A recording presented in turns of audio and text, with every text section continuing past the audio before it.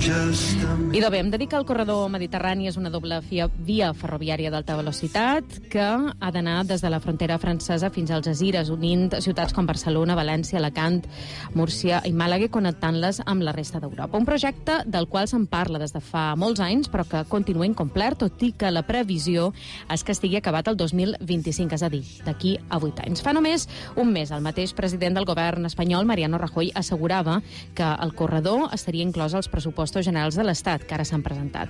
Un projecte, però, que també està previst que repercuteixi a les illes. Avui als dia ens volen fixar com el corredor mediterrani pot beneficiar les Balears. Per això hem convidat al nostre estudi Ramon Ferrer, secretari de la Junta del Centre Mallorquí de Negocis, també enginyer aeronàutic. Molt bon dia. Molt bon dia. Tot d'una parlam amb vostè, senyor Ferrer. Abans, però, coneguem algunes de les veus polítiques sobre aquest assumpte.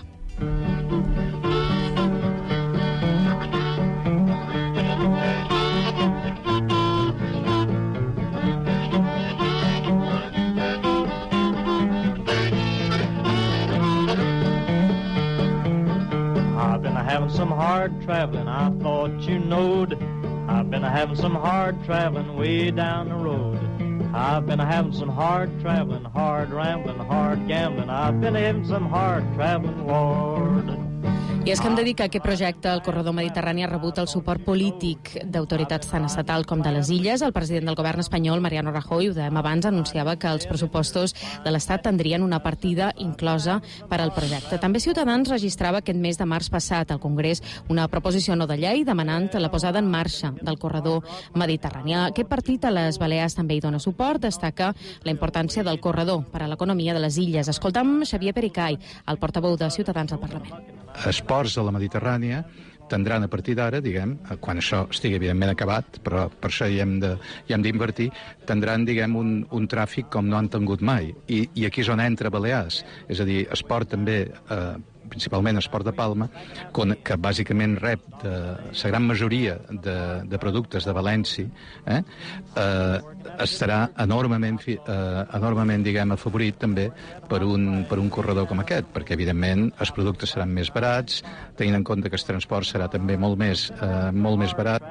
Aquí a les Balears, el conseller de Territori, Marc Pons, també ha demanat la inclusió de les illes dins aquest corredor a través de la connexió portuària. Diu que pot millorar importacions i exportacions de productes, ajudar a diversificar l'economia de les Balears. En qualsevol cas, així com està dissenyat, ja representa un avantatge més per lo que té, perquè junta molt bé tot el que serà el territori peninsular, des de davant peninsular, amb el cor d'Europa. Bàsicament amb mercaderies lligades a un circuit ferroviari que ens reforça perquè ens aproxima també a nosaltres. Des d'aquesta perspectiva, per tant, hem anat donant suport, però a la vegada també insistim en la necessitat de que Balears com a tal també hi sigui. Veiem, per tant, que hi ha moltes veus a favor d'aquest projecte, a favor que aquest projecte tiri endavant pugui ser una realitat en el seu conjunt. Veus polítiques, també d'experts economistes. Per això volem parlar també ara amb la Universitat de les Illes Balears. Joana Maria Seguí és catedràtica de Geografia Humana de la Universitat de les Illes. Molt bon dia, Joana Maria.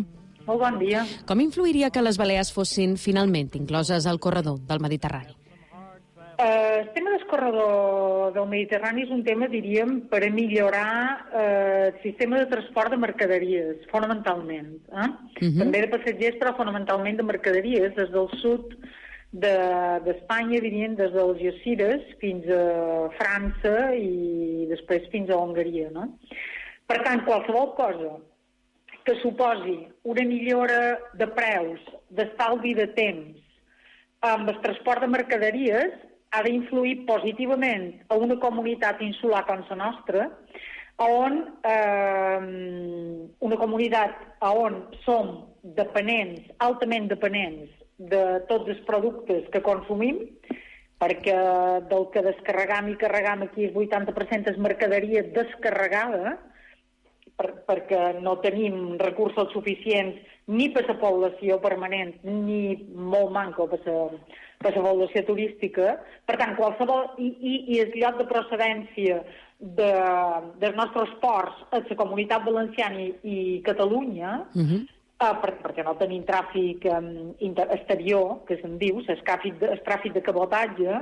Per tant, qualsevol element que millori el transport de mercaderies entre aquestes comunitats des de Gibraltar fins a França, és bo per nosaltres.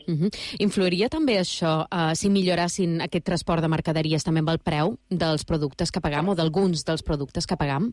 Efectivament. És a dir, un dels elements d'aquest corredor mediterrani, que això no és un corredor nou, és un corredor que fa molt d'any que se'n parla. Si miren les ressenyes de premsa, si miren dossiers, etc. Aquest corredor, per exemple, l'any 2011, la Comissió Europea incluïa ja el corredor mediterrani com a eix ferroviari prioritari. És a dir, i per què ara s'ha remogut, diríem, o per què torna a ser molt d'actualitat aquest tema? Sí. Doncs perquè les noves inversions, precisament de la Unió Europea en tema mediterrani, en tema ferroviari i en tema alta velocitat, es reclama precisament des de les comunitats autònomes valenciana, murciana, andalusa i catalana. I per tant també des d'associacions d'empresaris, des de fermers, etc., precisament per estalviar costos, precisament per... és un dels elements, vull dir, que se maneja i que es posa damunt la taula. El cost de la mercaderia seria menor a posteriori a la inversió que s'ha de fer, perquè si vostè mira el mapa d'Espanya, a nivell de ferrocarril, és un mapa absolutament radial. Aleshores, això serien un eix d'aquesta roda, diríem, no? Seria els eixos radials, són els eixos que parteixen de Madrid, i després eixos, diríem, el que envoltaria aquesta roda, en els radis, un dels elements d'aquesta roda podria ser el corredor mediterrani. A banda d'una millora de preus, quins altres beneficis i també quines contrapartides tindria el corredor mediterrani per a les illes? Bueno, jo no conec cap estudi que ho hagi valorat, vull dir, per a les illes, el corredor mediterrani és un element, de moment se parla molt de corredor mediterrani ferroviari, però el corredor mediterrani és un corredor intermodal, és a dir, que és un poc la filosofia d'Europa. El que passa és que aquí el transport de mercaderies està molt esbiaixat a carretera. Per donar una idea, a nivell d'Europa el ferrocarril ocupa un 10% del transport de mercaderies, el 90% és carretera, però a Espanya no arriba ni al 3%, és a dir, estem molt desequilibrats. Aleshores el corredor sí que ha de ser ferroviari, però per tant hi ha molt de trams a construir, però també ha de ser intermodal. Amb això que vull dir? Que el corredor hi ha grans capitals aquí de dins, no? Hi ha grans capitals de comunitats autònomes en grans ports, com pugui ser el port de Barcelona, com pugui ser el port de València, en bona mesura el port d'Alacant, hi ha el port d'Algesires dins la comunitat andalusa, que és un dels primers, crec que en aquest moment és el primer en tràfic de contenedors, conjuntament amb València. És a dir, qualsevol element que impliqui un trasbàs directe de ferrocarril a port, això implicarà una inversió en estructures logístiques potent, però que inclogui ports, també mos inclouen altres.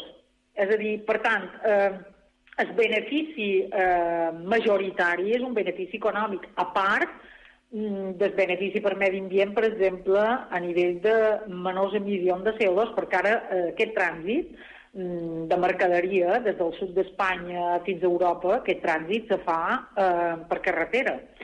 I pensin com se fa el trànsit que ve, per exemple, en barcos portacontenidors, perquè els ports no són lo suficientment grans, passa per l'estret de Gibraltar, bé diríem pel canal de Suez, passa per l'estret de Gibraltar, pugen al nord d'Europa en els grans ports, com seria Rotterdam, Le Havre, i desembarca mercaderia i després travessa per carretera cap a Itàlia, cap a França i imagini-s'hi vostè, cap a Espanya. És a dir, seria un estalvi econòmic però també mediambiental. Mediambiental i... una millora. Sí, mediambiental, menors emissions, clar, hi ha d'haver una inversió important en ferrocarril. Si se mira perquè sigui ràpid i sigui eficient. Si se mira el mapa d'Espanya, és a dir, de ferrocarril, en aquest moment d'ample internacional, és a dir, la comunicació tota va cap a Madrid, evidentment, després des de Tarragona fins a Portbou, és ample internacional, però des de València, des d'Alacant cap a Tarragona no existeix, és a dir, hi ha una desconnexió. Tampoc no existeix des d'estar en construcció l'ample internacional des d'Alacant fins a Almeria, passant per Múrcia, des de Granada a Bovarilla, és a dir, hi ha molt de trams en construcció, però hi ha una bona part d'aquest corredor que no està construït. I de veurem com acaba, així com sigui aquest projecte del corredor del Mediterrani, i també veurem també com pot influir finalment a les Illes Balears. Joana Maria Seguí, catedràtica de Geografia Humana de la UIB, moltíssimes gràcies per haver compartit aquests minuts amb nosaltres. Moltes gràcies, que vagi bé.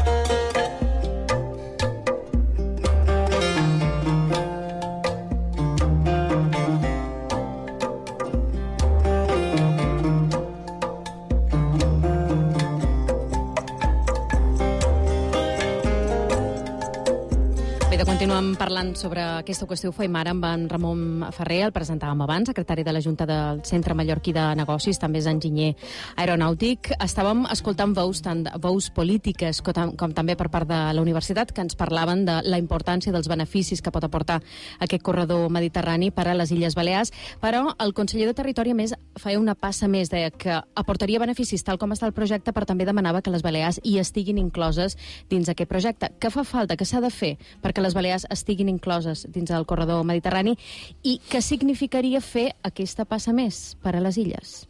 Bé, les illes estan totalment condicionades per el problema del transport. El corredor mediterrani és una aposta decidida per resoldre un d'aquests problemes greu, cabdal, en l'àrea mediterrània, però des del punt de vista de la Unió Europea ja, no? Participar d'aquest projecte suposa tenir accés a tota una sèrie de línies d'ajudes financeres importantíssimes que la Unió Europea té designades per això. És a dir, que si no hi estàssim, no rebríem aquestes ajudes. Evidentment, no? Estem parlant d'uns 30.000 milions en 30 anys. Vull dir, no és d'avui per demà, no? Però des que es va començar aquest projecte, des que va decidir la Unió Europea que era un eix fonamental per l'estructuració europea a nivell internacional, es van assignar llavors 35, em sembla, que ha anat disminuint per la crisi i pels problemes financers, els retalls que també hi ha a Europa, fins a 29.300, que em penso que són ara. Estan parlant d'un projecte que, com dèiem, té una previsió que estigui acabat l'any 2025, tot i que pel que me comentava era una previsió que ja se sap que serà difícil de complir, no? Dificilíssim. Com diuen al Principat, el més calent està a la higuera. Tenim problemes gravíssims a tota la costa espanyola, diguéssim, de l'estat espanyol, la Mediterrània. El cas paradigmàtic del Castelló de Tarragona és vergonyós, però també al sud de Múrcia, com deia la catedràtica, també. Hi ha mancances tremendes. Cap al nord, a part del tram entre la frontera espanyola i Avinyó, que és dolent, tot el resto està fet. O sigui, el gran problema està en aquest tros sud. És a dir, encara queden... Hi ha trams que ja estan fets, encara queda trams a fer-se, per tant, hi ha una inversió que sí que s'ha de posar a damunt la taula. De fet, el president del govern espanyol, Mariano Rajoy, deia que hi ha una partida inclosa als pressupostos generals de l'Estat, però m'imagino que fan falta més, no?, per acabar. Sí, hi ha trams que ni estan pressupostats, no estan ni convocat als concurs, no? Vull dir, és totalment vergonyós. I què passaria si finalment no es pot dur a terme, no es pot acabar el corredor mediterrani, o no hi ha una aposta per acabar el corredor mediterrani? Què passarà, sobretot, amb les importacions i exportacions, amb el producte? Bé, òbviament mantindrem un nivell de costos de transport altíssims com els que tenim ara. El corredor mediterrani és una ajuda tremenda per disminuir aquest cost, el qual a les illes ens afecta de primera mà.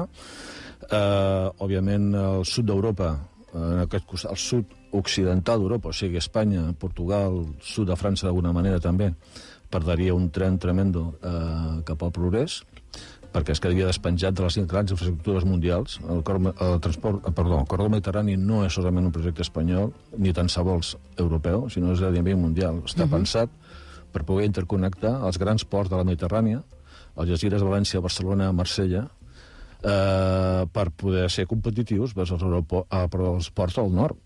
Vull dir, avui en dia el tràfic de mercaderies entre Europa i Àsia és via marítima, i si no fem una aposta decidida pels ports del Mediterrani, els ports del nord d'Europa, Rotterdam, Amberes, tots aquests, ens poden a la mà.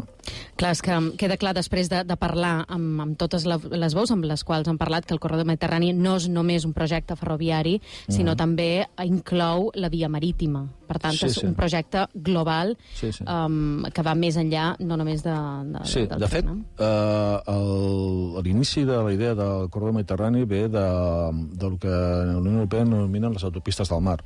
Es tracta de tenir els grans ports intercontinentats per darrere, per terra, perquè totes les mercaderies, els contenidors, puguin viatjar d'una a l'altra sense cap problema. Seria una espècie d'estació intermodal gegant, no? De manera que un vaixell xinès, quan entra pel canal de Suez i apunta cap a occident d'Europa, pugui decidir anar a Marsella, Barcelona o València, que des del Caire és la mateixa distància, no? Segons costos de handling, disponibilitat de dics, de infraestructures, amagatmatge, etc. No?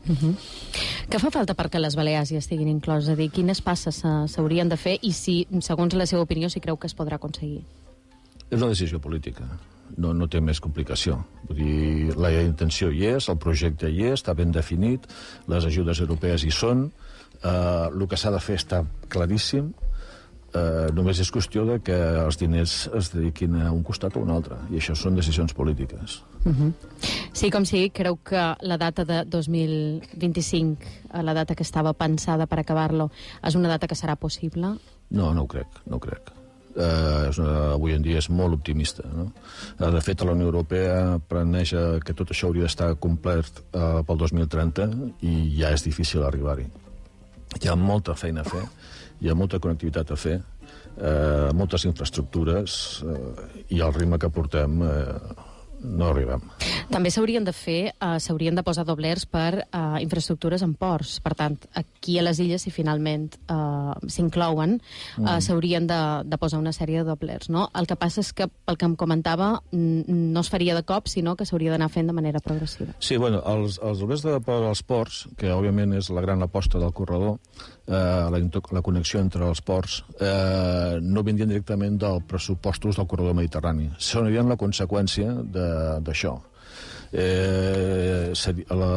El corredor seria la gran autopista de mercaderies, també de persones, però ja és a un altre nivell, però la gran autopista de mercaderies en tota l'àrea mediterrània, que òbviament provocaria un increment de tràfic en els ports, una baixada de costos en els transports marítims i, per tant, una major activitat en els ports. Seria una conseqüència lògica de l'esforç fet a terra, s'acabaria reflectint en els ports. Bé, doncs, veurem com acaba tot, veurem si finalment aquest projecte acaba sent una realitat. Ramon Ferrer, secretari de la Junta del Centre Mallorquí de Negocis, moltíssimes gràcies per haver fet aquesta anàlisi amb nosaltres al reportatge d'avui dijous i fins a un altre. Moltíssimes gràcies, bon dia. Maria, nosaltres continuem quan són les... Nosaltres continuem quan són les...